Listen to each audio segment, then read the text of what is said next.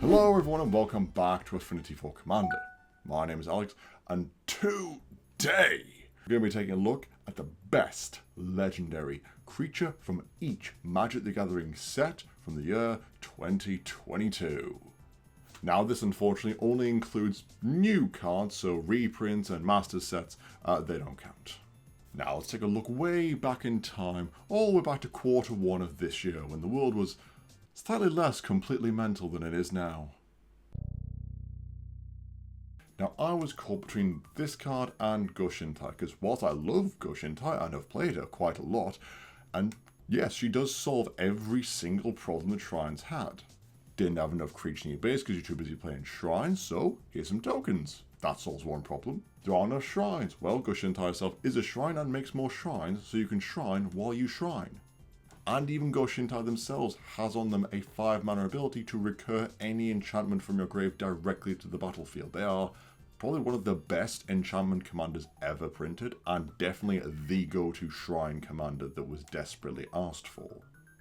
However, they are super narrow. They are just the Shrine commander deck. That's kind of it. There's not a lot else you can do with them. Now, yeah, you could make a 5-color good stuff enchantment deck, but then you're kind of ignoring half the card.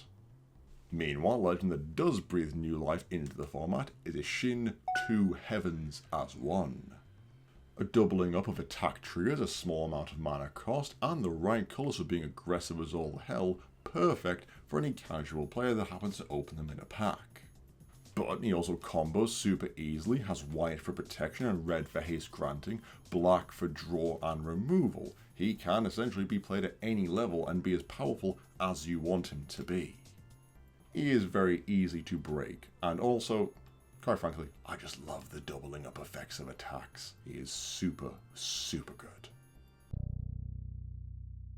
From the futuristic streets of Japan all the way back to the 1920 mean streets of New York City, New Capenna honestly gave me the hardest time when creating this list. We've made so many commanders from this set, a lot of whom I still have and play with today because I like them so much. However, the runaway one is still one of the crime bosses, and that is Jetmir. Yes, Jetmir Nexus of Revels is a 4-mana win condition in the command zone, and we've seen the power of them up close and personal. And yes, Johnny, this is your fault. In your opponent's end step, cast a Secure the Waste or Grand Crescendo for a huge amount of mana because you're in green and you've been ramping. Untap, go to your turn, play Jetmir, and swing for a huge amount of damage with Trample, Vigilance, and Double Strike.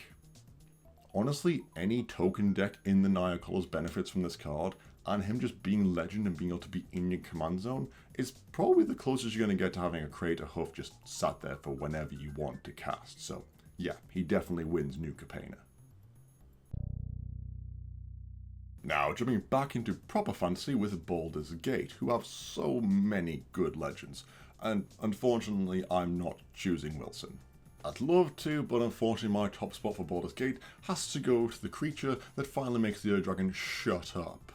Yes, Miriam the Sentinel Worm is a dragon commander that finally actually genuinely contests the Dragon as the best dragon tribal commander. Being able to make token copies of all dragons, including legendaries, which, especially considering how many we have now, is just ridiculously powerful, and that ward too comes in handy more often than you think. A single Swords to Plowshares comes uncastable when it now costs 3 mana. They are quite frankly insane value and combo really easily. Would you like to learn more about Miriam being amazing and combo-tacular, feel free to check out our deck tech on them in the description box below. So, in summary, Miriam, good, Dragon, boo, and once again, I'm sorry Wilson. Now we're finally getting somewhere with the September set. Class is back in session, autumn starting to settle in, the pumpkin spice is flowing, and we finally have more stained glass cards. I mean, new Dominaria set.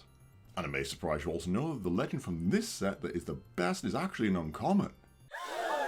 I know, right? But honestly, the commanders from this set kind of just left me feeling a bit cold? 5-color Joda, for example, is just honestly kind of basic. You play a legend, you cascade into another legend, they get bigger, you swing. Woo. Now don't get me wrong, you want to play 5-color Legend Tribal, here's your 5-color Legend Tribal commander, but it just seems the same thing over and over again. Yeah, you cascade into different legends, but that's kind of the only variety you get in your deck. You're still doing the same thing. No, the commander I've chosen is the one that is the simplest, most elegant, does the most, despite having the fewest words on them, and is only 2 mana, and is Elas Ilkor. For just a measly 2 mana, we get a Soul Sister just for us, and the important part of Zulaport Cutthroat's ability. Which, I mean, come on, do I even need to explain why Elas is amazing? The fact that they are essentially the combo piece that everyone always chooses for in Blood Artist or Zulaport just sat in the command zone is already good. Not to mention the fact that if you just got them sat around from turn 2, you're just going to be generating so much incremental life gain that people punching you, you just don't care about anymore. And hello, you're in white-black, the actual proper colours for aristocrat and token-based shenanigans, because yeah, let's point that out, that Elas Ilkor doesn't say token, it's just creature. The fact that they are an uncommon, have 2 powerful effects, and are legendary is just insane to me. So yeah, they're insanely good, and Joda, you're still basic. Okay, let's just get this out of the way. I don't like unset cards in Commander. I know. Call me a fun sponge or whatever, they're just not for me, they're not my personal cup of tea. However, they are still set that came out this year and still have cards that are legal in Commander, for some reason. Which means I still had to go through every single legend and decide on my top pick, which is going to be Mira. Mira the Magnificent, whilst introducing attractions to Commander, is a bit being able to open an attraction every cast instant or sorcery, being able to make things free by tapping her and getting her ability off. Honestly, she's just a general good Izzet commander. She does everything Izzet wants to do. Makes things free and gets value whenever you do stuff. Still not happy about it though. A set I will have a 100% go to bat for is the Warhammer 40k decks. Now, full admission for this, I know nothing about 40k lore. Martin plays it. His army are a bunch of dust guys in armor who are vaguely Egyptian. Beyond that, I know nothing. But even I, in my complete ignorance, know that Marnius Calgar absolutely slaps. An Esper token commander that draws you cards just for playing your tokens out is already good. He's already got a fantastic body on him with 3 power and a double strike. That's not to mention the fact that he makes tokens himself, which is also then just 6 mana to draw some cards as well. And let's not even begin to get into the fact that he combos super easily and super hard just by looking at him too long. Being totally honest, one of the most fun times I've had making videos this year has been doing my Marnius Calgar deck tech, because he is just so much fun to play with and fiddle around with, because he's just so insanely good. You never run out of cards, you always have tokens on board, and you always just bury people in immense value. He is just, love him to pieces. He is just, quite frankly, value on top of value. And if I'm being completely honest, he's probably my favourite commander deck at the moment. Don't tell the others. Now, whilst not an official set in the traditional sense, they've got their own set symbols and their own numbers, and they are legendary creatures, so they definitely make it onto the list. And some of them are actually pretty alright. And the legend that is the best from this set is the one that calls back to cards like Ilharg the Razeboar and Sneak Attack, and that is Ultra Magnus. A 7 mana commander that is able to put an artifact creature from your hand onto the battlefield that's tapped and attacking, and is able to then convert into a hasty, indestructible granting vehicle. Now, yes, it does have to be an artifact creature, but Blightsteel Colossus still exists, so that's kind of a thing. And yes, he is 7 mana, which is pretty high and has no actual levels of protection and only has haste on his other side, but quite frankly, still a solid Naya commander. Being able to cheat out any big things that you realistically want from your hand is still very powerful. Plus, you've got the white to be able to Enlighten Tutor to get those big artifact creatures that you want into your hand for when you can swing with him next turn. But yes, I know a lot of people are down on the commander set in terms of overall power level. Personally, I thought they were pretty nice and can be included in other decks. But let's move on to an actual set. The single best commander from the Brothers' War is Urza Lord Protector.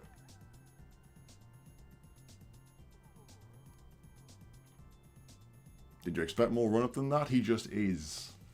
And honestly, of course he is. He's half the combo for a lot of artifact decks, reduces instant or sorceries, and can meld in the command zone, and become one of the most broken planeswalkers ever to be printed.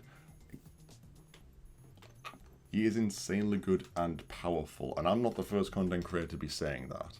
And quite frankly, I'm never going to be the last. And yeah, feel free, call me as a fanboy. Tell me how bad a person I am for idolizing a megalomaniacal mass murderer. But this fanboy's got 2 insane printings of his favourite character in amazing commanders, and I call that a win.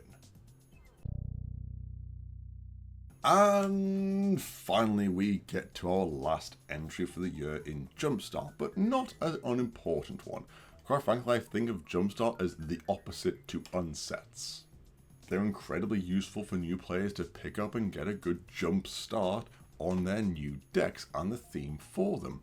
And for us old hands like myself, we get new and exciting commanders, like Preston the Vanisher. Probably not a very shocking one, considering it's the only Jumpstart commander we've actually talked about on the channel, but still. Now the other commanders are unique in what they do and do breathe new life into certain archetypes, like snow permanents for example, or the ability to get people deeply confused about colour identity. But Preston for me breathes entirely new life into mono white blinking, by being able to be combo-tacular, have removal strapped directly to him, and also he's just a rabbit commander, and I love that about him. He's exactly what Jumpstart Commander should be, breathing new life into an old archetype with a fantastic ability and just fantastic, fun card design. And that's it for my top commanders of 2022, of what a hellscape of a year it's been. Be sure to tune in for our next video, where we're going to go over and look at the absolute worst commanders from each of these sets. Can't wait. But let us know what your favourite commanders from the sets were, or from this year in general. Leave them in the comments below, we read every single one. As always, all Affinity for Commander content is made possible thanks to the support of our amazing patrons. You guys are truly awesome. If you too would like to become a patron of the channel and get access to exclusive EDH related rewards, then be sure to check out our links in the video description box below. You can also help support the channel in 4 quick and easy ways: liking this video, subscribing, hitting that bell icon, and commenting. But that'll be it from me for now, guys. Merry Christmas, Happy New Year, I've been Alex, and I will see you next time.